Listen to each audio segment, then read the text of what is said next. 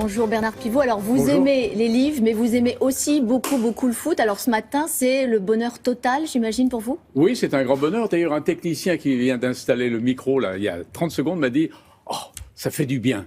Ben oui, ça fait du bien parce que ainsi est rompue la fameuse malédiction dont la France était la victime devant l'Allemagne, parce que dimanche on jouera la finale de l'Euro, et enfin parce qu'on a trouvé hier une vraie très grande équipe de France de football. Ouais. On peut dire que l'homme du match, c'est Antoine Griezmann. J'ai vu que sur les réseaux sociaux, on l'appelle même Zinedine Griezmann. Oui, il va avoir tous les surnoms du monde. Ce qui est assez extraordinaire, c'est que Griezmann, il est inouï parce que on dirait un lutin, on dirait un étudiant, on dirait que c'est quelqu'un de frêle.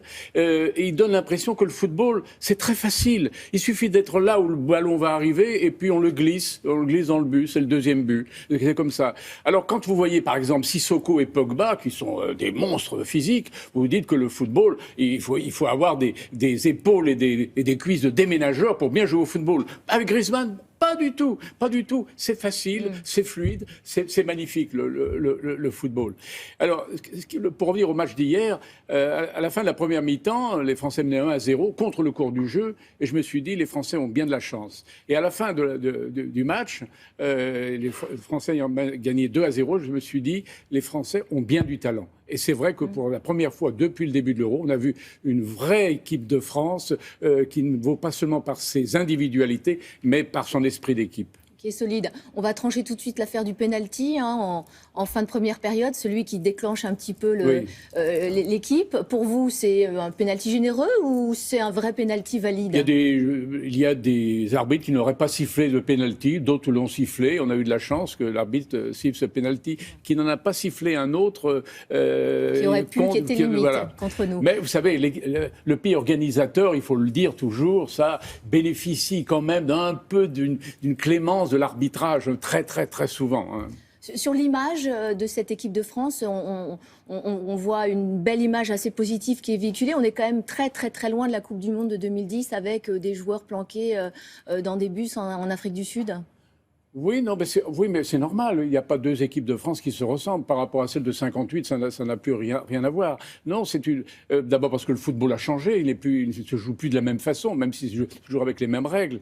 Non, mais ce qui était formidable hier, c'était de voir cette équipe où tous les éléments étaient solidaires les uns des autres. Il y avait cette espèce de fragilité, quand même, dans la première mi-temps, notamment, parce que quand même, on menait contre le cours du jeu, mais aussi une sorte de bonheur, d'allégresse dans le période de jouer. Et quand Griezmann a marqué le deuxième but, avez-vous remarqué, après, dans les minutes qui ont suivi, alors la France était dans un état de grâce, de joie, etc. Et on sentait très bien que plus rien ne pouvait leur arriver. Et voyez aussi, les derniers quarts d'heure, le ballon frôlait les buts, il rasait les buts, il tutoyait les buts. Et quand il entrait dans la cage, il y avait Loris qui arrêtait tout. Qui a été excellent lui aussi. Didier Deschamps, il a la trempe des grands entraîneurs. Oui, bien sûr. Il a été un très grand joueur parce qu'il a gagné la Coupe du Monde et l'Euro. Et il est aujourd'hui un grand entraîneur. Et il a aussi une vertu. D'ailleurs, j'en parlais avant le début de l'Euro. Il a une vertu, il est chanceux. C'est un vénard. Non seulement il est intelligent, il a toutes les qualités du monde, mais c'est un vénard. Et vous ne pouvez pas gagner un Euro ou une Coupe du Monde de football sans avoir un peu de chance. Et aujourd'hui, Deschamps a cette chance. Dimanche, la France donc, va affronter le Portugal en finale. Le Portugal qui n'a pas vraiment brillé depuis le début de la compétition. Donc vous y croyez? Le Portugal n'a gagné qu'un seul match en 90 minutes. Mais elle a dans ses rangs un joueur tout à fait exceptionnel, Ronaldo, et qui peut à lui tout seul faire basculer le match.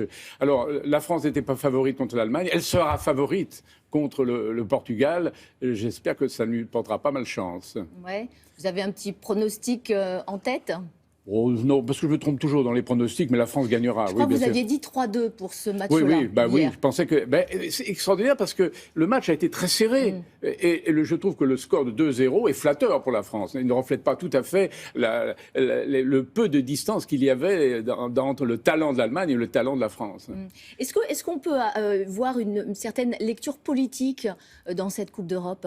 Évidemment. Ben évidemment. Écoutez, vous avez vu ça d'une manière presque concomitante. On a vu le Royaume-Uni se séparer de l'Europe et 48 heures après, on a vu l'Islande bouter hors l'euro l'Angleterre. Le vote a flatté l'ego d'une petite majorité d'Anglais et l'éviction de l'euro a froissé, que dis-je, humilié tous les Anglais. On a vu le Pays de Galles, qui a voté le Brexit, éliminer la Belgique, c'est-à-dire Bruxelles. Incroyable, une allégorie, une extraordinaire allégorie. Et puis avant-hier soir, on a vu le Portugal venger la Belgique et éliminer le Pays de Galles.